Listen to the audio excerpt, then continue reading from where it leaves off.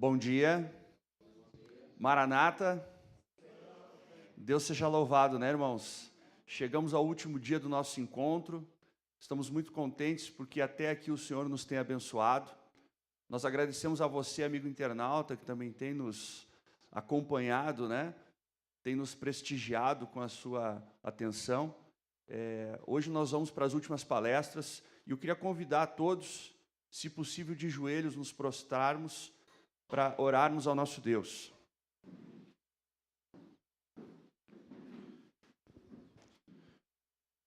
Santo e poderoso Deus, amado Pai, te agradecemos, ó Senhor, porque até aqui Tu tens estado conosco. Nós te clamamos, ó Senhor, no dia de hoje, que a Tua mão poderosa ainda esteja sobre esse congresso.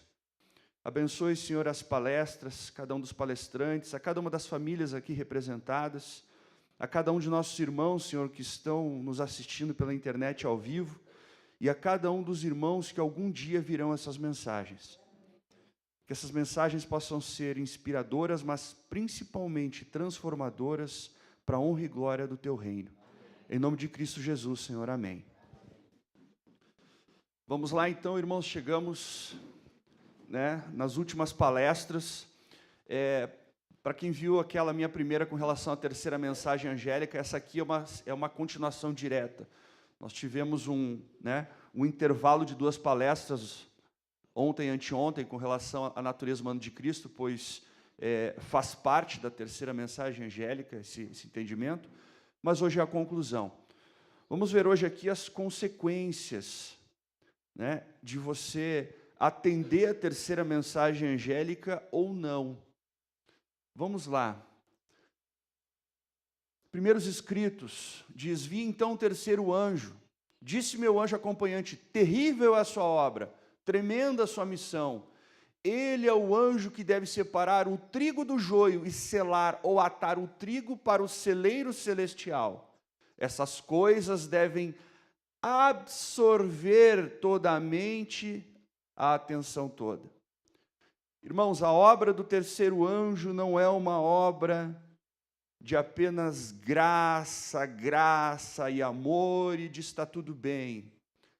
O Espírito Santo nos fala que é uma obra terrível, é uma obra que separa, é uma obra que sela, é uma obra que ata, ela divide. Há um texto do Espírito de Profecia que fala que surgirão quantos partidos? 2 partidos. Ah, meu irmão, veja bem, essas mensagens dividem a igreja. Irmãos, o que divide a igreja é a vontade de uns em fazer a vontade de Deus e de outros de não querer fazer a vontade de Deus. É simplesmente isso. A igreja sempre esteve dividida com aqueles fiéis e aqueles não consagrados que estão dentro do seio da igreja. Desde Caim e Abel. Obrigado, irmão. Mas por que separar o joio do trigo? Qual a finalidade? Irá a igreja erguer-se e vestir as suas belas vestimentas, a justiça de Cristo? O Senhor em breve virá. Deve haver um processo de refinamento, peneiramento em cada igreja. Por quê? Pois há entre nós homens ímpios que não amam a verdade. Há uma necessidade. Existem homens ímpios, homens não consagrados, que desejam fazer da mensagem aquilo que lhes cabe fazer, aquilo que eles entendem que é melhor, mas que não tem o aval do céu. Qual a proporção? É uma solene declaração, esse aqui é um texto, acho que todos sabem já quase de cor, né? É uma solene declaração que faço à igreja de que nenhum em 20 dos nomes que se acham registrados nos livros da igreja está preparado para finalizar sua obra terrestre e achar-se-ia tão verdadeiramente sem Deus e sem esperança no mundo como pecador comum. Professam servir a Deus, mas estão servindo mais fervorosamente a Mamon. Quem é Mamon? Deus do dinheiro. Matemática rápida. Quanto que é 1 em 20? Quanto que é 1 em 10? 10%. 1 em 20 é 5%. Só que é nem 1 em 20. É menos de 5% dos nomes que estão registrados aonde? Nos livros da igreja. E aqui pega todos, tá, irmãos? Livros da igreja pega todos. É membros, é pastores, porque pastor também é membro. E não sou eu que estou dizendo. Você certamente já ouviu aquela expressão, né, que muitos dizem assim, que existe um texto do Espírito de profecia que fala que igrejas inteiras se perderão com membros e pastores. Esse texto não existe. Esse texto, da forma como está, não existe. Mas provavelmente a pessoa que falou isso, ela extraiu disso aqui. Porque a linha de pensamento é a mesma.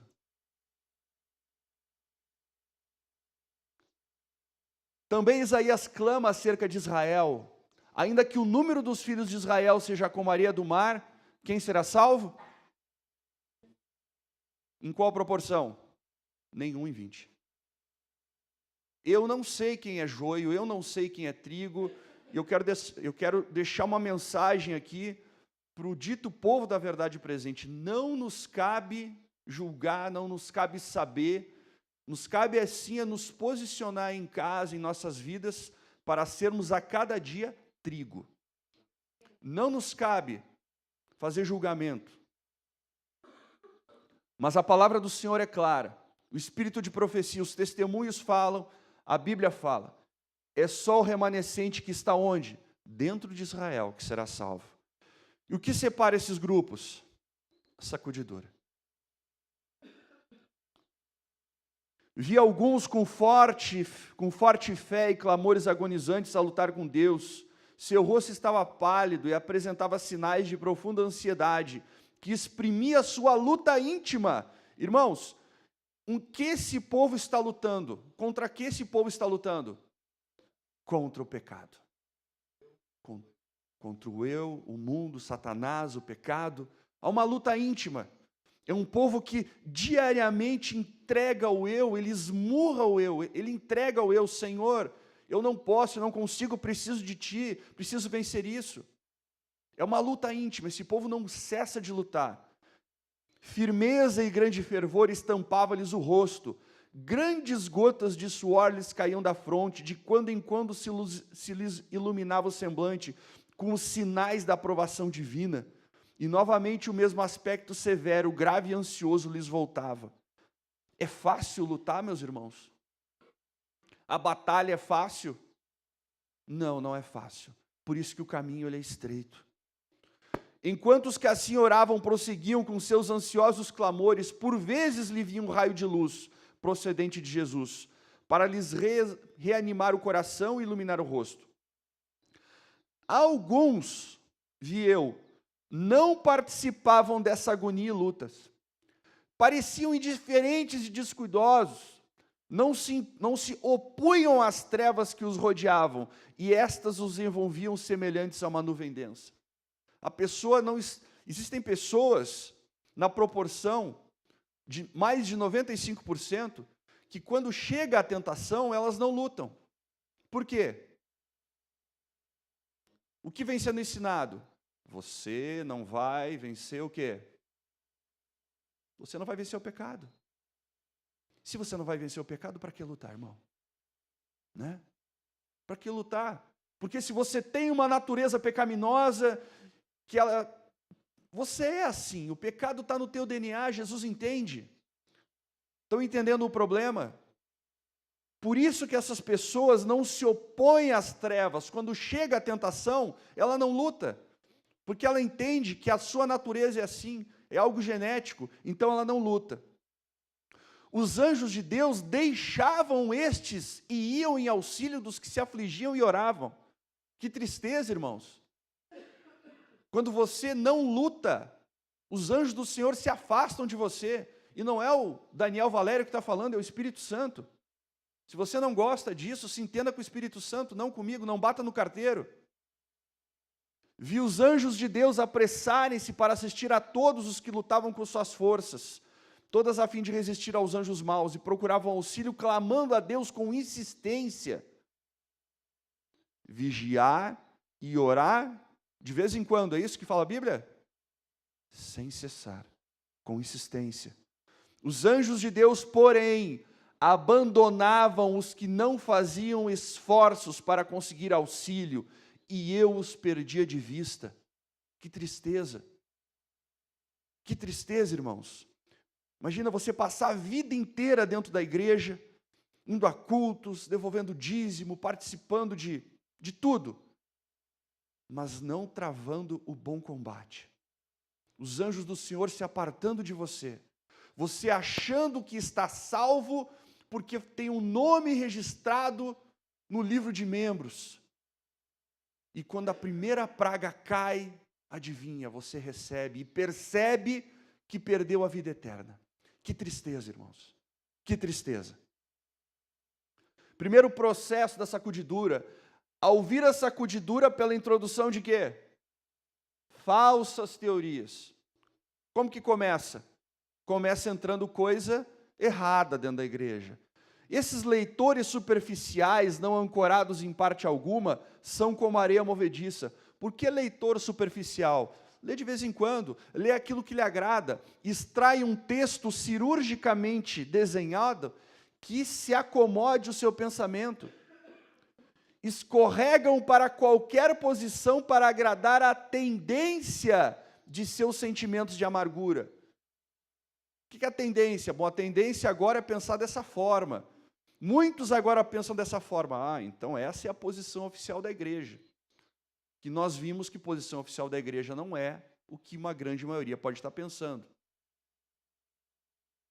Segundo processo, perguntei a significação da sacudidura que eu vira e foi me mostrado que era determinado pelo testemunho direto contido no conselho da testemunha verdadeira igreja de Laodiceia. Isso produzirá, ou seja, um efeito direto que esse testemunho, efeito no coração daquele que o receber e o levará a empunhar o estandarte e propagar a verdade direta. Ou seja, é algo que a pessoa vê, traz aquilo para o seu coração e ela levanta essa bandeira e segue proclamando. Alguns não suportarão esse testemunho direto. Levantar-se-ão contra ele. E isto é o que determinará a sacudidura entre o povo de Deus. Temos aqui dois pontos. Primeiro, um testemunho, e segundo, da testemunha verdadeira à igreja de Laodiceia. Pergunto, quem é a testemunha verdadeira à igreja de Laodiceia? Apocalipse 13, irmãos. Quem é a testemunha verdadeira à igreja de Laodiceia? Jesus. Então, parafraseando, ficaria o testemunho de Jesus. Correto ou não? O que é o testemunho de Jesus, irmãos? Apocalipse 17, os que guardam os mandamentos de Deus e têm o testemunho de Jesus. Apocalipse 19, porque o testemunho de Jesus é o espírito de profecia. Sou conservo teu e de teus irmãos. O próprio anjo responde, teus irmãos os profetas. E aqui tem algo que eu queria deixar bem claro. Ah, porque muitos colocam Ellen White no mesmo patamar da Bíblia. Pergunto, o espírito de profecia, os testemunhos fazem parte do cânon bíblico? Não. Por quê? Primeiro que é dar uma Bíblia desse tamanho. Segundo, por quê? Quando o cânon foi separado? Bem antes. Bem antes. Deixa eu fazer uma pergunta para vocês. No tempo de Jesus, qual que era a Bíblia do povo de Israel? O Antigo Testamento era a Bíblia. As cartas que Paulo escreveu, por exemplo, elas foram anexadas aos escritos dos profetas também na época ou não? Hã? Não. Sabe por quê, irmãos? O profeta do momento nunca é aceito como deveria ser. Quem está colocando os testemunhos de Ellen White no mesmo patamar bíblico dos profetas é o anjo. Não sou eu. Não é um grupo. É o anjo. Se entenda com o anjo, não comigo. Tem outro detalhe. Pré-requisito básico da igreja de Deus nos últimos dias. Guardar os mandamentos e ter o quê? Se você não crê, você não faz parte dessa igreja. Pode ter o nome registrado. Inclusive, eu queria até falar o seguinte, é passivo de disciplina, tá? Queria dar um toque a muitos aí, que estão disciplinando pessoas por motivos errados, sem ter motivo, enquanto nós temos aí diversos membros que não estão crendo no espírito de profecia. E esses sim são passivos de disciplina. Claro, que o princípio da disciplina, como diz o nosso manual, é o quê? É resgatar a pessoa, né? Então tem que ir lá, tem que conversar. De repente, a pessoa que deu o estudo bíblico não deu de uma forma correta, mas não deveria nem ter sido aceito o batismo dessa pessoa. E isso não sou eu que estou dizendo, o próprio manual fala. Vamos lá, então. Então, o testemunho de Jesus é o quê? O espírito de profecia, né? Vamos parafrasear. Olha só como fica. O mesmo texto. Perguntei o significado da sacudidura que eu vi e foi me mostrado que era determinado pela mensagem contida no espírito de profecia. Isso produzirá efeito no coração daquele que o receber e o levará a viver e propagar a verdade direta. Alguns não suportarão esse testemunho direto, levantar-se-ão contra ele. Tem oposição ao espírito de profecia hoje em dia, irmãos? Então, estamos tendo uma sacudidura de forma ampla, porque muitos vão se opor. Porque o que fala a Bíblia que sai da boca de Jesus? É uma espada de... Porque o que sai da boca de Cristo machuca. Porque Cristo ele vem para separar. Ele vem para falar algo no nosso coração que é para nos separar do mundo. E isso às vezes nós não gostamos, porque nós temos ídolos acariciados. Às vezes o nosso estômago é nosso Deus. Porque o Senhor nos fala para comer alguma coisa e não, veja bem, não é bem assim. A salvação não é pela soja, a salvação não é assim. Mas se o Senhor me fala que é melhor eu comer isso e eu como aquilo, a quem que eu estou obedecendo? Ao Senhor ou ao meu estômago? Meu estômago. A quem que eu estou endeusando? O meu eu. Raciocínio lógico, irmãos. Isso é o que determinará a sacudidura entre o povo de Deus. Em uma visão macro, Deus apresenta contra os pastores e o povo. Às vezes nós temos a mania, né, de colocar toda a culpa na igreja, né? Porque os pastores não consagrados, porque a igreja... Só que o Espírito Santo está nos falando que a culpa é dos pastores e de quem? Do povo. É nossa também. Nós temos uma responsabilidade. A séria acusação de fraqueza espiritual dizendo, eu sei as tuas obras, que nem és frio nem quente, oxalá foras frio ou quente, assim porque és morno e não és frio nem quente, vomitar-te-ei da minha boca. Como dizes, rico sou e estou enriquecido e de nada tenho falta. E não sabes que és um desgraçado e miserável, pobre, cego e nu. Aconselho-te que de mim compres ouro provado no fogo para que te enriqueças, vestidos brancos para que te vistas e não apareça a vergonha da tua nudez, e que unjas os teus olhos com colírio para que vejas. Deus pede um reavivamento espiritual, uma reforma espiritual, a menos que isso se realize. Os que são mornos continuarão a se tornar mais aborrecíveis ao Senhor, até que Ele se recuse a reconhecê-los como filhos. Estão vendo o problema? Mas, irmão Daniel, veja bem, o Senhor não permitiria a entrada do erro em nosso meio, as portas do inferno não prevalecerão contra a sua igreja. Templo do Senhor, templo do Senhor, templo do Senhor é este, Jeremias. Que a igreja é a menina dos olhos de Deus, porque a igreja, especialmente solene a afirmação do apóstolo com respeito aos que recusariam a receber o amor da verdade, e por isso declarou ele, a despeito de todos os que deliberadamente rejeitam a verdade de Deus, Deus lhes enviará a operação do erro para que creiam na mentira, para que sejam julgados todos os que não creram a verdade, antes tiveram prazer na iniquidade. O Senhor permite a entrada do erro? Permite. Deus retira seu espírito dos que persistem em desprezar estas advertências, deixando-os na dependência do engano que amam. Deus despertará seu povo. Se outros meios falharem, introduzir-se-ão entre eles heresias, aos quais hão de peneirar, separando a palha do trigo. O Senhor chama a todos os que creem em sua palavra para que despertem do sono. Acorda, Jerusalém, acorda, ó Israel. A Escritura Sagrada declara que Satanás, antes da vinda do Senhor, operará com todo poder e sinais e prodígios de mentira e com todo engano da injustiça, e os que não receberam o amor da verdade para se salvarem, serão deixados à mercê da operação do erro para que creiam na mentira. Esse é o segundo processo da sacudidura. No primeiro processo entram heresias para o povo acordar. O segundo, o povo é chacoalhado por aceitar ou não o espírito de profecia, que é a Bíblia mais os testemunhos da irmã White. Isso é espírito de profecia. E o terceiro processo, que é o último, a grande questão que está tão próxima, o cumprimento da lei dominical, eliminará aqueles a quem Deus não designou.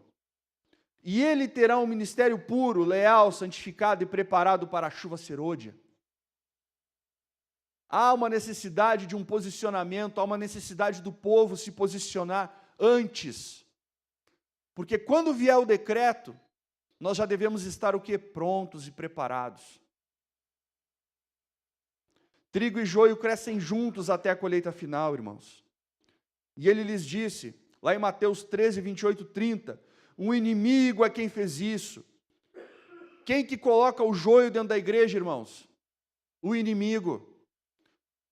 O inimigo. Existe um texto do Espírito de Profecia que fala que Satanás também traz pessoas para dentro da igreja, para atrapalhar a obra do trigo. Quereis, pois, que vamos arrancá-lo? Ele, porém, lhes disse, não, para que ao colher o joio não arranqueis também o trigo com ele. Deixai crescer ambos juntos até a ceifa. E por ocasião da ceifa, direi aos ceifeiros, colhei primeiro o joio e atai em molhos para o queimar, mas o trigo ajuntai no meu celeiro. Ao aproximar-se a tempestade, uma classe numerosa que tem professado fé na mensagem do terceiro anjo. Percebam, professado é da boca para fora. Está na igreja, pensa que está salvo. Mas não tem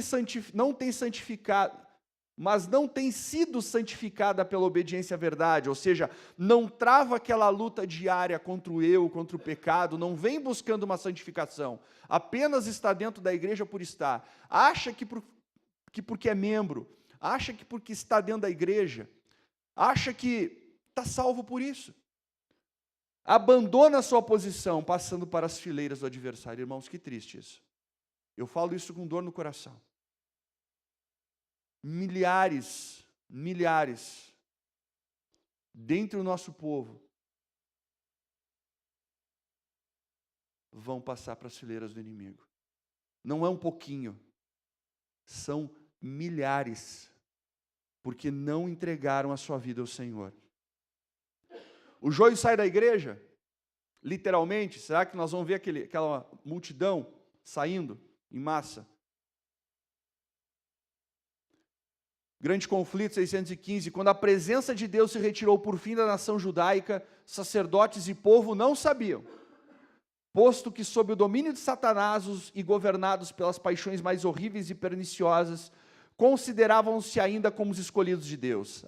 Eu ainda sou povo do Senhor, templo do Senhor é esse. Aqui é a igreja de Deus. Continuou o ministério do templo. Ofereciam-se sacrifícios sobre altares poluídos, e diariamente a bênção divina era invocada sobre um povo culpado do sangue do Filho querido de Deus, e empenhado em matar seus ministros e apóstolos. Continuando.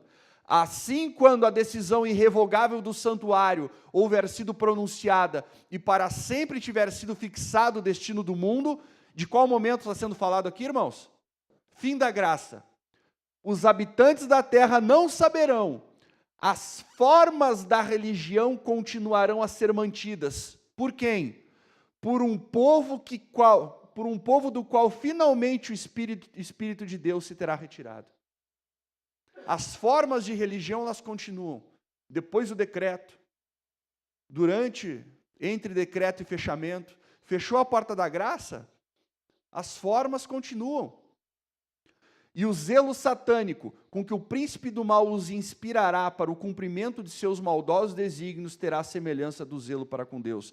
Eu quero propor aqui aos irmãos a ideia de que o joio não sai literalmente da igreja, mas ele sai da igreja do céu. Não faz mais parte do povo de Deus. Embora eles ainda estejam aqui na igreja achando que fazem. Isso é que eu quero propor para vocês. Caminho estreito, caminho largo. O que difere um grupo do outro? Trigo e joio. Olha que interessante, irmãos. Mensagens aos jovens 126. Os que viajam pelo caminho estreito conversam a respeito da alegria e felicidade que terão no fim da viagem.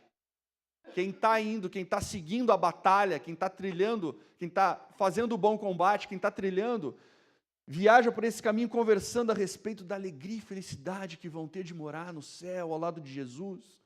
Seus rostos muitas vezes são tristes, todavia brilham frequentemente com piedosa e santa alegria. Por que tristes?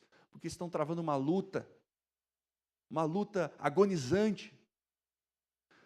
Olha só que interessante, não se vestem como a multidão do caminho largo, nem falam como eles, nem agem como eles. Um modelo lhes foi dado. Um homem de dores, experimentado nos trabalhos, abriu-lhes aquele caminho e por ele viajou. Seus seguidores veem seus rastros e ficam consolados e animados. Ele o percorreu em segurança. Assim também poderão fazer os da multidão se acompanharem suas pegadas. O que nós falamos ontem com relação à natureza humana de Cristo, com relação à vitória sobre o pecado. Você só vai obter vitória, você só vai vencer como Cristo venceu, se acompanharmos as suas pegadas. Irmãos, é pisar onde Jesus pisou, literalmente, pisou aqui, você pisa aqui, pisou aqui, pisa aqui. Não é do nosso jeito, não é do meu jeito, não é do jeito que eu acho. Nós somos o soldado não discute com o general. Vi muitos viajando na estrada larga, olha que interessante, os quais tinham sobre si escritas as palavras, morto para o mundo, o fim de todas as coisas está próximo, estejam também prontos. Como que esse povo está achando que está? Preparado, eu estou no caminho certo, eu estou no caminho certo, e está no largo, morto para o mundo, o fim está próximo, Jesus está voltando. Pareciam exatamente iguais a todas aquelas pessoas frívolas que em redor se achavam, com a diferença única de uma sombra de tristeza que lhes notei no rosto. Só que essa tristeza não é uma tristeza de luta contra o pecado, é uma tristeza... Lembra do que estava dito no outro texto? Essas pessoas que não lutam, o que os anjos do Senhor fazem? Se afastam, se retiram. Por que eles estão tristes? Não tem o apoio do céu. Não tem paz. É uma religião professa, é só da boca para fora, não está enraizada no coração, mas acha que está pronto e preparado para ir para o céu.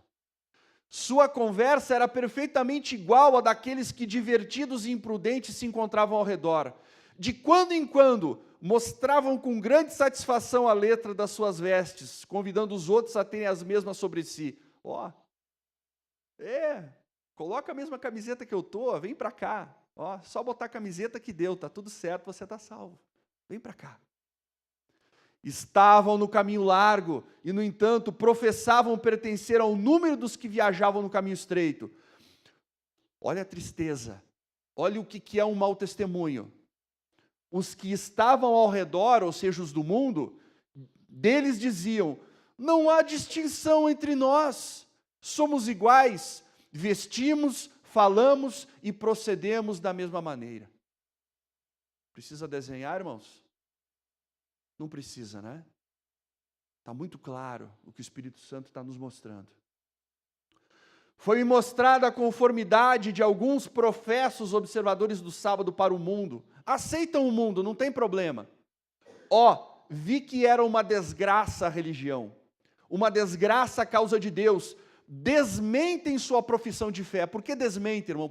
Porque falam que são uma coisa, mas na prática são outra.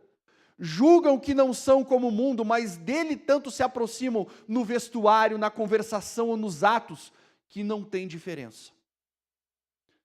Eu os vi adornando seu pobre corpo mortal, que será tocado em qualquer momento pelo dedo de Deus e prostrado sobre o leito de dor. É uma multidão que fica preocupado com vestimentas caras, ostentação, fala como o mundo, se diverte como o mundo, come como o mundo, mas acha que está no caminho largo. Desculpa, estreito. Por que agem assim os do caminho largo? A mensagem do terceiro anjo não será compreendida. Irmãos, a mensagem de vitória sobre o pecado é aceita, é compreendida? Não. Acha que não precisa vencer, não precisa lutar, não precisa entregar o seu eu diariamente para que ele seja subjugado pelo poder do Espírito Santo. Acha que o pecado é um problema do seu DNA. E quando o pecado vem, você atende que Jesus entende e te aceita como você faz. Tenta fazer o seu melhor, vai até onde pode, e o que não consegue, Jesus completa com sua graça. Eu não conheço um evangelho que pregue salvação por obras mais clássico do que esse. A mensagem não é compreendida, e a luz que iluminará a terra com sua glória será chamada de falsa luz. Isso é heresia, isso é coisa do diabo.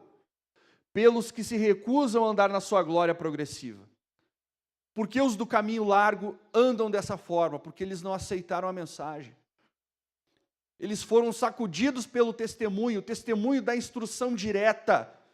Hoje em dia nós temos luz vinda do céu, aonde morar, como educar os filhos, como namorar, com quem casar, onde comer, como comer, o que vestir.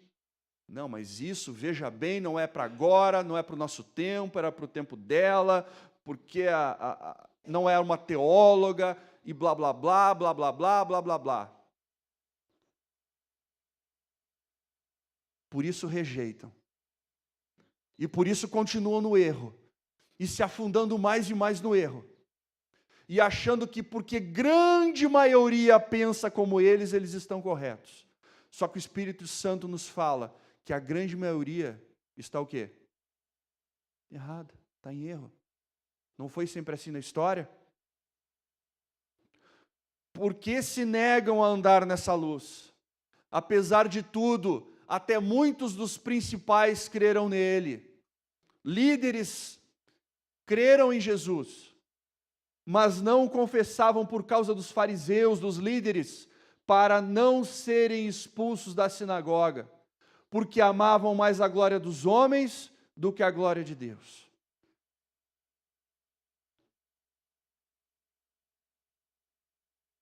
Pedro, irmão, me ajuda. 1 Pedro, onde somos chamados para o padecimento. 1 Pedro 2, 21, 22. Nós somos chamados, irmãos, para o padecimento. Nós não somos chamados para a vida boa. Nós somos chamados para carregar a cruz. O nosso mestre passou calúnia, difamação, foi torturado, apanhou, foi crucificado e morto. Nós, como seus discípulos, será que vamos passar por menos? Eu digo a todo aquele fiel e sincero, não se preocupa, irmão. Não te preocupa com perseguição. Se você for removido algum dia por injustiça, não se preocupa, porque antes importa ter o nome escrito no livro da vida do que no livro da igreja. Não devemos também buscar isso, buscar uma perseguição prévia.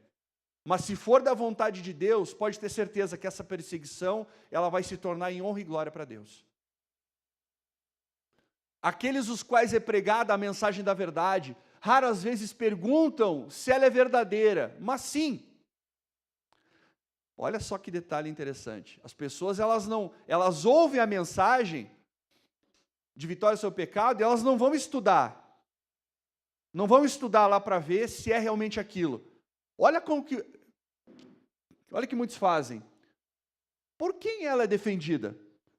Multidões avaliam o número dos que aceitam.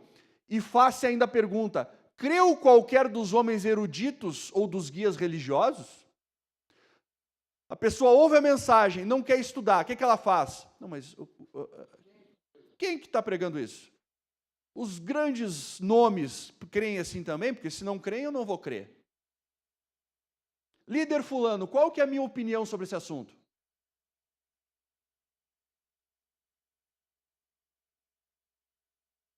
Não sou eu que estou dizendo. O Espírito Santo está dizendo isso.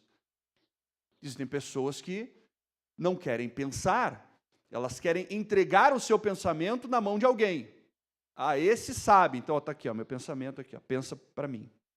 Eu não quero ter que sentar e estudar, né? Come, mastiga e eu vou me alimentar do que tu mastigou.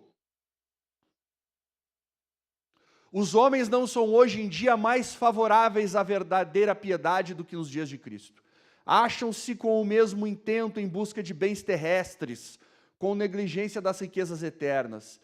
E não é um argumento contra a verdade que grande número de pessoas não estejam dispostas a aceitá-la. Uau! Quer dizer que o Espírito Santo está me dizendo, meus filhos, não se preocupem se a grande maioria não estiver pensando assim. Porque a grande maioria geralmente não está certa. Só olha a história do passado. Ou que ela não seja recebida pelos grandes do mundo, ou mesmo pelos guias religiosos. Uau! Quem aqui poderá chegar no céu algum dia e falar: Senhor, eu não criei nessa mensagem porque a minha liderança não cria assim, porque a maioria da minha igreja não cria assim? Não tem desculpa. Desejar todas as nações, 322.6.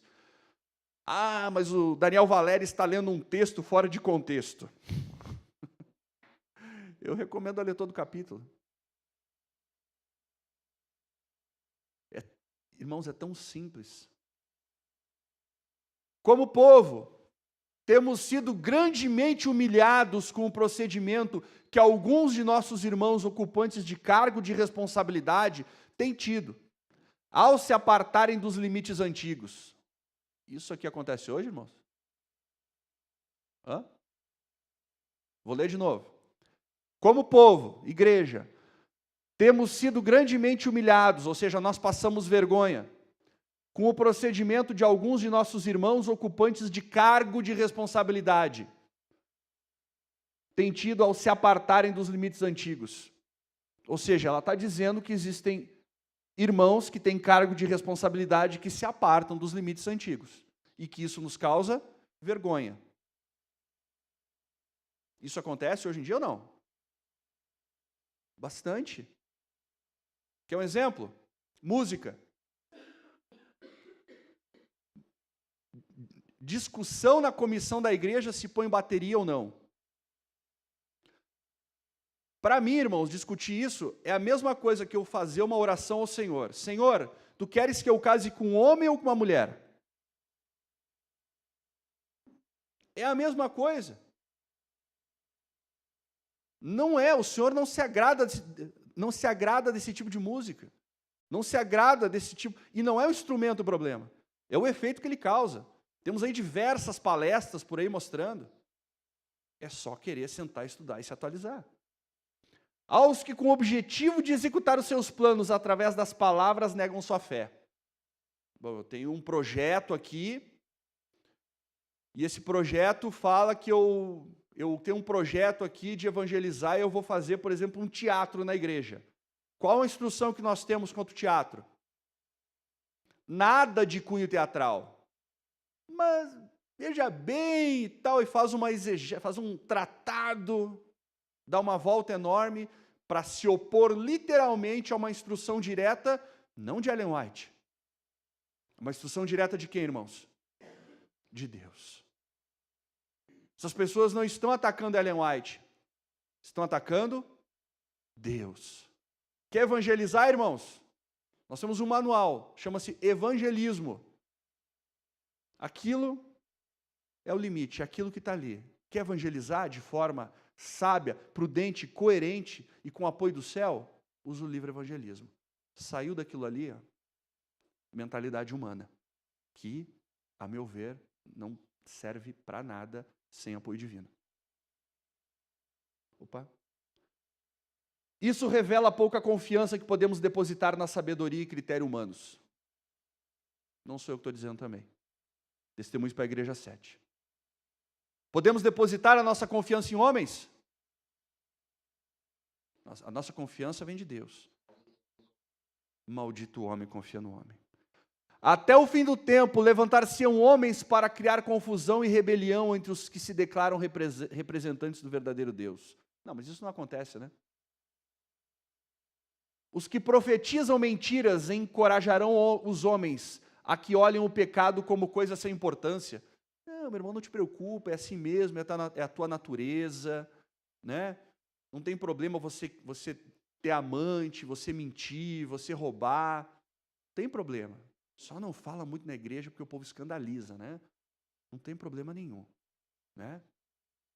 Até inclusive a gente vai fazer um rebatismo aqui, só nós aqui, entendeu? Sem ninguém ver. Tem sim. Quando os terríveis resultados de suas más ações forem manifestos, eles procurarão, se possível, tornar responsáveis por suas dificuldades quem fielmente os tem advertido. É difícil pregar a mensagem na igreja, irmãos? Muito, né?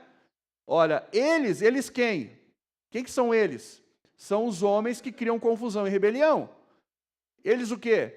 Procuram, se possível, tornar responsáveis por suas dificuldades quem fielmente tem advertido. Exatamente como os judeus acusaram a Jeremias de ser o responsável por suas desventuras. Os problemas... Esse irmão aqui, ó, ele está dividindo a igreja. Esse irmão, ele é um baderneiro. Ele divide. Irmão, para com essa mensagem, porque essa mensagem divide a igreja. Nós não precisamos de divisão, nós precisamos de união. E eu digo, realmente nós precisamos de união. Mas de uma união pautada onde, irmãos? Na palavra e na verdade.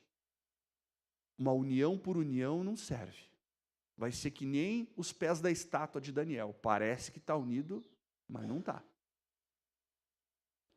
Qual a consequência direta em negar a mensagem do terceiro anjo, a vitória sobre o pecado? Muitos são chamados, mas poucos escolhidos. Muitos ouvem o convite de misericórdia. São testados e provados, mas poucos são selados com o selo do Deus vivo. Poucos se mostrarão humildes como uma criancinha para que possam entrar no reino de Deus. Poucos, nenhum em 20, é poucos, é o remanescente. Nem todos os que professam guardar o sábado serão selados. Muitos há mesmo entre os que ensinam a verdade a outros, que não receberão na testa o selo de Deus. Tinham a luz da verdade, souberam a vontade de seu mestre, compreenderam todos os pontos, mas não tiveram o quê? Obras correspondentes. Conhece tudo. Isso é uma mensagem agora para o dito povo da verdade presente, tá? Às vezes nós temos o costume de só olhar para a igreja que está com problema. Agora é para o povo que está querendo andar no caminho estreito. Porque se você ler a visão do caminho estreito que está no livro Vida e Ensinos, você vai perceber que lá no finalzinho ela fala que muitos que estavam subindo esse caminho ficaram presos em algum ponto.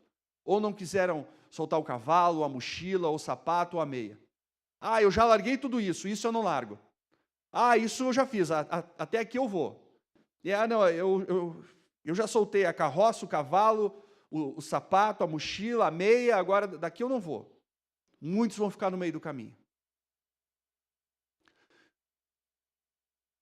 Todas as faculdades que nos foram dadas por Deus, estamos procurando alcançar a medida da estatura de homens e mulheres em Cristo? Estamos buscando sua plenitude, chegando cada vez mais alto, procurando atingir a perfeição de seu caráter? É uma pergunta que o Espírito Santo faz a cada um de nós. Quando os servos de Deus chegarem a esse ponto, eles serão selados em suas frontes. É quando? Consequência. Quando alcançarmos o quê? Perfeição de caráter, plenitude, estatura, a medida e estatura de homens e mulheres em Cristo. É quando? Isso aqui é um texto que ele cabe tranquilamente, nós podemos usar tranquilamente com aquele texto que fala que Cristo anseia com fremente desejo a manifestação de si mesmo. O selo de Deus jamais será colocado à testa de um homem ou mulher impuros, jamais será colocado à testa de um homem ou mulher cobiçosos ou amantes do mundo, jamais será colocado à testa de homens e mulheres de língua falsa ou coração enganoso. Todos os que recebem o selo de Deus devem ser imaculados diante de Deus. O amor exprime-se na obediência.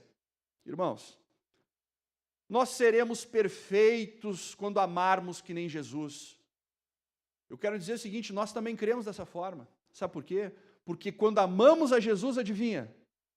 Obedecemos. Se me amais, guardareis os meus mandamentos.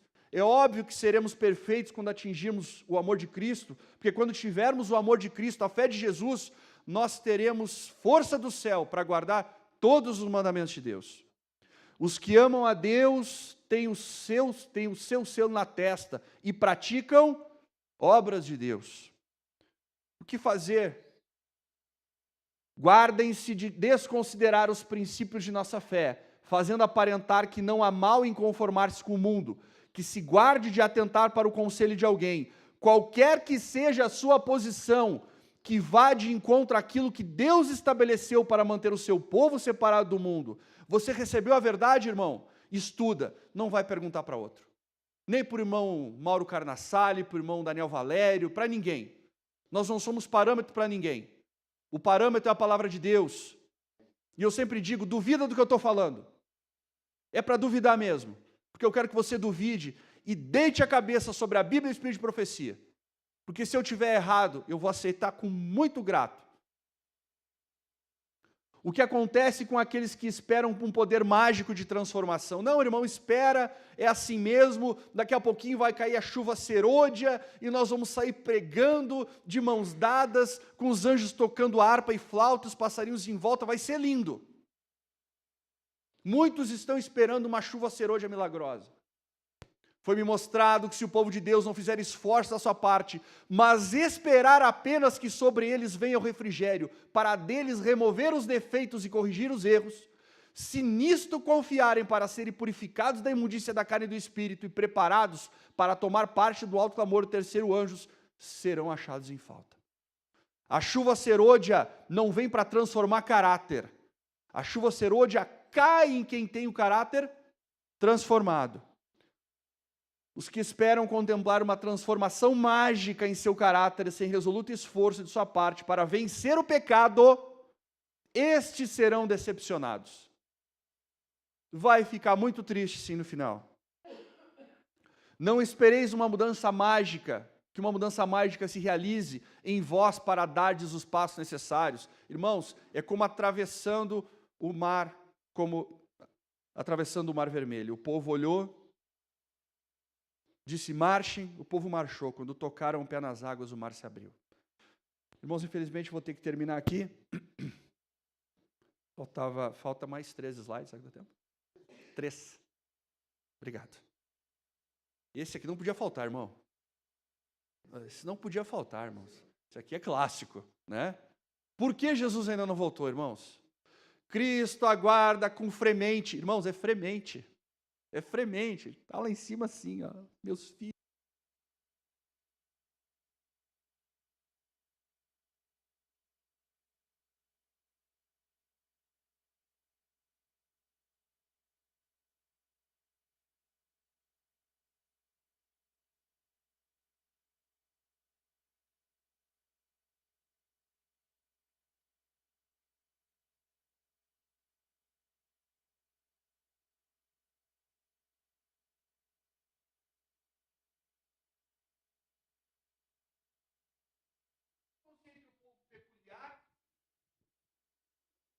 Muitos professam conhecer a Deus e, no entanto, o negam em suas obras. Contam-se entre o povo peculiar e escolhido de Deus, que tem uma mensagem especial e solene e confiada à sua guarda para lhe santificar a vida. Mensagem esta que deve dar ao mundo, no entanto, é escassamente sentido ou manifesta em nosso meio o poder da verdade em obras zelosas para Deus. É só da boca para fora. O céu está nos dizendo: vocês falam muito que são, mas vocês não mostram que são. Termino essa apresentação com um apelo. Apelo a todos, e o apelo não é meu. O apelo é do Espírito Santo. Apelo a todos aqueles que descansam despreocupadamente em seu atual estado de morte espiritual, para que despertem e se levantem dentre os mortos, e Cristo lhes dará a luz.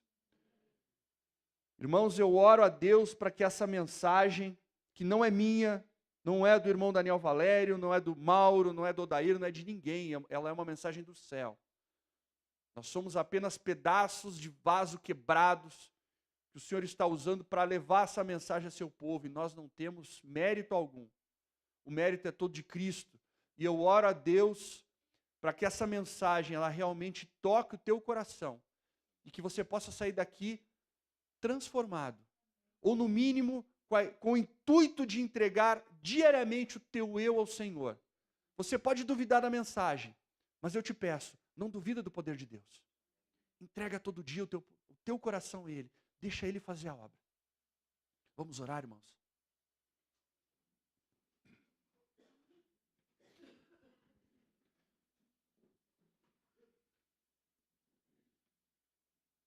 Nosso grande Deus, nosso Pai de amor, nós te agradecemos ao Senhor por mais um dia, onde a Tua graça e a Tua misericórdia se renovam.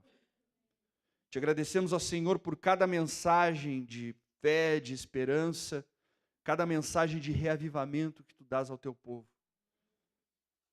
Nós clamamos aqui agora, Senhor, de joelhos prostrados, confessando que nada somos e que tudo necessitamos de Ti. Te pedimos ao Senhor que trabalhe em nossa mente, nosso coração. Nos desperta dessa morte espiritual, Senhor, que talvez estejamos. Levanta, Senhor, e acorda o Teu povo. Mostra, Senhor, ao mundo o poder da Tua graça. Transforma cada vida aqui, Pai. Que cada família aqui representada possa ser levantada para a honra e glória do Teu nome. É o que nós te clamamos, ó Senhor, em nome de Jesus. Amém.